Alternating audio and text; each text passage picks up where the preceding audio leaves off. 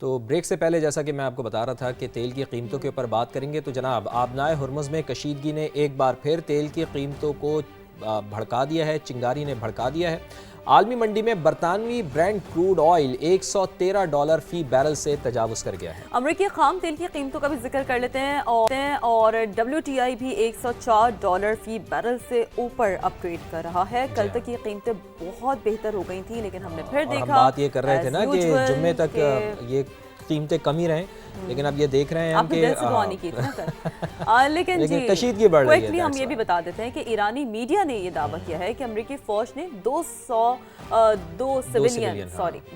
Civilian کشتیوں کو نشانہ بنایا، جس میں 5 شہری شہید ہو گئے۔ تو دوبارہ کشیدگی شروع ہو گئی ہے اور صورتحال تو کچھ یہی بتا رہی ہے۔ جی ہاں بالکل، اور اس سے پہلے ایران نے امریکی بحریہ کے جو جہاز تھا اس کو وارننگ شوٹ کیے تھے، تاہم امریکی سینٹ کام نے ایرانی دعوے کی تردید کرتے ہوئے کہا تھا کہ بحری جہاز کو کوئی میزائل نہیں لگا ہے۔ پاسداران انقلاب نے بحری جہازوں کی محفوظ نقل و حرکت کے لیے آبنائے ہرمز کا نیا نقشہ بھی جاری کر دیا ہے۔ امریکی سینٹ کام کے مطابق پروجیکٹ فریڈم پر عمل درآمد جاری ہے، جس کے تحت آبنائے ہرمز پر پھنسے ہوئے جہازوں کو محفوظ راستہ دے کر نکالا جا رہا ہے۔ تو باقاعدہ آپریشن فریڈم کا امریکہ یہ کہہ رہا ہے کہ اس کی جانب سے آغاز کر دیا گیا ہے۔ اس کے ساتھ ساتھ رد عمل بھی سامنے آ رہا ہے نا۔ دیکھیں ہمیشہ یہی ہوتا ہے، اب ایران کا موقف بھی ذرا کوئکلی شامل کرتے ہیں۔ ایران نے امریکی جہازوں کو نشانہ بنایا تو اس کا نام و نشان مٹا دیں گے۔ صدر ٹرمپ کا امریکی ٹی وی کو یہ انٹرویو تھا، یہ کہنا تھا امریکہ کی جانب سے، کہا ایران نے جہازوں کی نقل و حرکت کے حوالے سے غیر متعلقہ ممالک پر حملے کیے اور جنوبی کوریا کے کارگو جہاز کو بھی نشانہ بنایا۔ انہوں نے یہ بھی کہا کہ اب وقت آ گیا کہ جنوبی کوریا بھی اس مشن میں شامل ہے۔ بالکل، اور ڈونلڈ ٹرمپ کا یہ کہنا تھا کہ ایران کی 7 چھوٹی کشتیوں کو نشانہ بنایا گیا ہے۔ بولے ہمارے پاس پہلے سے بہتر ہتھیار اور گولہ بارود ہیں، ہمارے اڈے ضروری ساز و سامان سے لیس ہیں۔ وائٹ ہاؤس میں بزنس سمٹ سے خطاب کر رہے تھے امریکی صدر ڈونلڈ ٹرمپ، انہوں نے ایک بار پھر واضح کر دیا ہے کہ ایران کو ہرگز جوہری ہتھیار حاصل نہیں کرنے دیں گے۔ اس کی ساری فوجی طاقت کو ہم تباہ کر چکے ہیں، وہی موقف انہوں نے دہرایا جو ہمیشہ سے وہ دہراتے ہیں۔ تہران کو ایسے مسائل کا سامنا کرنا پڑے گا جس کا کوئی سوچ بھی نہیں سکتا۔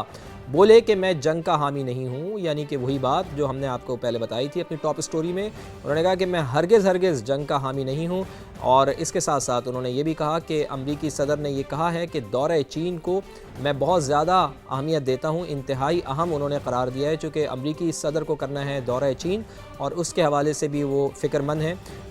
اس کے ساتھ ساتھ امریکی نائب صدر کی سیکیورٹی پر مامور خفیہ سروس کے اہلکاروں پر فائرنگ کا واقعہ بھی پیش آیا ہے۔ خفیہ اہلکاروں نے جوابی کارروائی کر کے مشتبہ مسلح شخص کو گرفتار کر لیا ہے۔ واقعے کے بعد وائٹ ہاؤس کو مختصر وقت کے لیے لاک ڈاؤن بھی کر دیا گیا تھا۔ گزشتہ ہفتے امریکی صدر ڈونلڈ ٹرمپ کی جانب سے وائٹ ہاؤس میں پریس ڈنر کے دوران فائرنگ کا واقعہ پیش آیا تھا، اور حالیہ واقعے نے اعلیٰ امریکی عہدیداروں کی سیکیورٹی پر سوالات بھی اٹھا دیے ہیں، یعنی کہ سوالات اٹھ رہے ہیں کہ امریکی نائب صدر کا قافلہ یہاں سے تھوڑی دیر پہلے گزرا تھا اور ایک مشتبہ شخص کو یہاں سے گرفتار کیا گیا۔ اس کے ساتھ ساتھ ہم نے پریس ڈنر میں بھی دیکھا تھا، وائٹ ہاؤس کا جو پریس ڈنر تھا ہلٹن ہوٹل میں ہو رہا تھا، وہاں سے بھی ایک شخص جس نے کوشش کی تھی، اٹیمپٹ ٹو مرڈر کی تھی، ڈونلڈ ٹرمپ کے اوپر فائرنگ کرنے کی کوشش کی تھی، اس کو بھی نشانہ بنایا گیا تھا۔ تو اب یہ باقاعدہ سیکیورٹی کنسرنز دیکھنے میں آ رہے ہیں، جبکہ ایک بڑی اچھی بات ہے کہ پاکستان کی کوششوں سے مذاکرات میں پیش رفت بھی ہو رہی ہے۔ ایرانی وزیر خارجہ کا یہ کہنا ہے کہ کسی بھی سیاسی بحران کا کوئی فوجی حل نہیں ہوتا۔ عباس عراقچی صاحب کا یہ بات بالکل ان کی درست ہے کہ کسی بھی مسئلے کا سیاسی حل تو نکل سکتا ہے لیکن فوجی حل نہیں ہو سکتا۔ ظاہر جنگیں کسی چیز کا حل نہیں ہیں، جنگیں ان کا خاتمہ ہوتا ہے اور مذاکرات کی ٹیبل پر ہوتا ہے۔ امریکہ کا کسی کے کہنے پر دوبارہ جنگ کی دلدل میں نہ پھنسے، انہوں نے یہ بھی کہا ہے، یعنی کہ لوگ امریکہ کو اکسا رہے ہیں لیکن امریکہ اس بات کو قطع نظر اس کے حوالے سے کوئی بھی اقدامات ایسا نہ کرے کہ کسی کی باتوں میں آ کر وہ دوبارہ جنگ کی دلدل میں پھنس جائے۔ متحدہ عرب امارات کے حوالے سے بھی انہوں نے کہا کہ متحدہ عرب امارات کو انہوں نے وارننگ دی ہے کہ وہ محتاط رہے۔ پروجیکٹ فریڈم دراصل پروجیکٹ ڈیڈ لاک ہے، عباس عراقچی کی جانب سے یہ ٹویٹر پیغام سامنے آیا ہے، اور ایران کے خلاف فوجی کارروائی کا امکان ہے۔ وال اسٹریٹ جرنل کی جو رپورٹ سامنے آتی ہیں بڑی اہمیت کی حامل ہوتی ہیں۔ صدر ڈونلڈ ٹرمپ چند دن میں فیصلہ کر سکتے ہیں۔ वॉल स्ट्रीट जर्नल ये रिपोर्ट कर रहा है। अमरीकी सदर ने तमाम ऑप्शंस खुले रखे हैं। रिपोर्ट ऐसा बताती है मुज़ाकरात के साथ साथ जी इक़दामात भी खारिज अज़ इम्कान नहीं है। वॉल स्ट्रीट जर्नल ये रिपोर्ट बड़ी अहम, जैसे कि आपने कहा ना कि बड़ी अहमियत की हामिल होती है। ज़ाहिर है वो सारी वो जो रिफ्लेक्शंस होती हैं वो बता रही होती है, बिटवीन द लाइंस बहुत कुछ जो हो रहा होता है। तो जी सऊदी अरब की पाकिस्तान की सफारती कोशिशों की हिमायत, और एज़ यूजुअल हमेशा हमने देखा है कि जो दीगर ममालिक भी हैं उनकी जानिब से भी जो पाकिस्तान का रोल रहा है मीडिएशन का, उसे बहुत हद तक सराहा जाता है। पाकिस्तान के सालसी किरदार की हिमायत करते हैं। सऊदी वज़ारत ख़ारजा ने कहा सऊदी अरब का अपना हुर्मुज़ में बहरी आमदोरफ़्त बहाल करने पर भी इस मौके पर हमने देखा कि ज़ोर नज़र आया है कि जी अहम बात ही यही है कि जो बहरी आमदोरफ़्त है वो बहाल हो, ताकि सारा का सारा जो मामला है ना जो स्ट्रेट ऑफ हुर्मुज़ से जुड़ा है, हम देख रहे हैं कि ज़्यादा कॉम्प्लिकेशंस इसी पे आके बैठती है, रुकती है। पाकिस्तान के किरदार को बहुत ज़्यादा सराहा जा रहा है और सऊदी अरब की जानिब से भी बहुत ज़्यादा सराहा जा रहा है। ये बहुत अच्छी बात है। कराची में रात गए मुबैना पुलिस मुकाबले में 5 खतरनाक डाकू हलाक हुए हैं। इस पर भी आपको अपडेट करेंगे वो खतरनाक डाकू कौन थे, क्या इस हवाले से उनकी प्रोफाइल है। चलें, ये तो एक अच्छी खबर है, एक अच्छी खबर है कि आम दुश्मन मारे गए। और मेरा ख्याल है इसी हवाले से अगर हम बताएं तो सबसे पहले यही आप लोगों को बता देते हैं कराची से, जहां सरेआम दन दनाते लुटेरों की समझे कि शामत आ गई है, क्योंकि अब जो उनके खिलाफ कार्रवाई है वो बखूबी हो रही है, भरपूर हो रही है और होनी भी चाहिए। हम तो हमेशा इस हवाले से बात करते भी रहे हैं और ज़ाहिर है ये वो चीज़ है फवाद के जिनका कहते हैं ना कि ये आम दुश्मन है। आप देखें ना कि हम तो रिलेट कर सकते हैं अपने एक्सपीरियंस से फवाद के एक मोबाइल के ऊपर, एक मोबाइल के ऊपर, एक छोटे से मोबाइल के ऊपर आप लोग किसी की जान ले लेते हैं। शर्म आनी चाहिए और कार्रवाई इनके खिलाफ होनी चाहिए।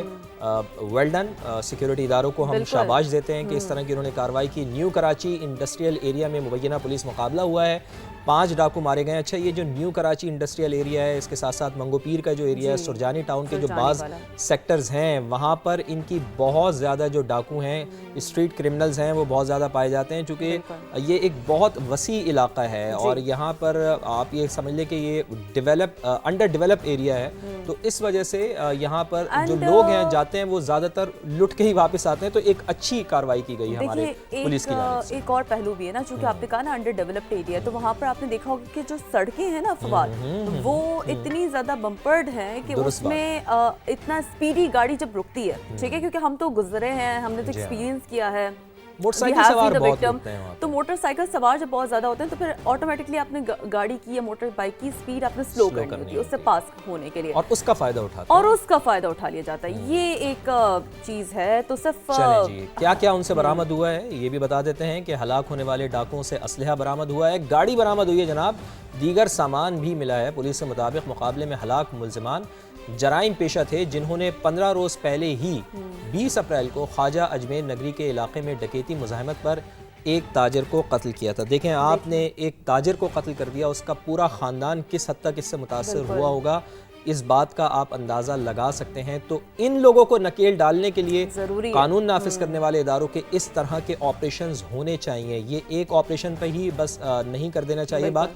और सबसे बड़ी बात यह है कि वाकई पुलिस को शाबाश देनी चाहिए कि 20 अप्रैल को ये वाक़या पेश आता है जहाँ पर एक ताजिर को निशाना बनाया जाता है।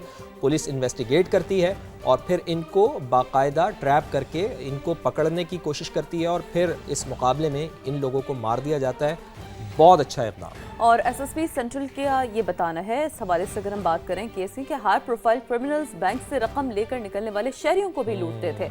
यानी आप देखें ना कि ये तो एक प्रॉपर मुनज़्ज़म इनका एक नेटवर्क था, एक गैंग था जो शहरियों को भी लूट रहे हैं, ताजिर को भी जो है वो निशाना बना रहे हैं। तो ये हम समझते हैं कि सिक्योरिटी इदारों की एक बहुत बड़ी कामयाबी है जिन्होंने इन अम दुश्मनों को कहते हैं ना कैफरे किरदार तक पहुंचाया है। ये कराची का जो एक महले वक़ू है शीरीन, वो भी हम ये देख रहे हैं कि यकीनन पुलिस की नफरी भी बहुत ज़्यादा कम है, लेकिन कराची एक बहुत फैला हुआ शहर है।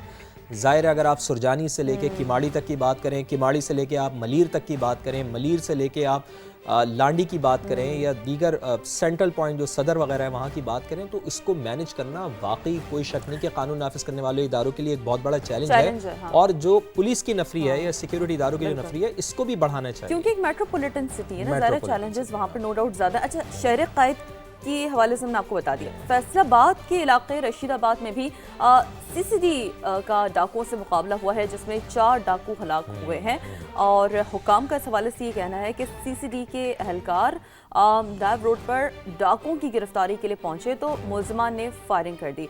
अब ये देखिए ना कि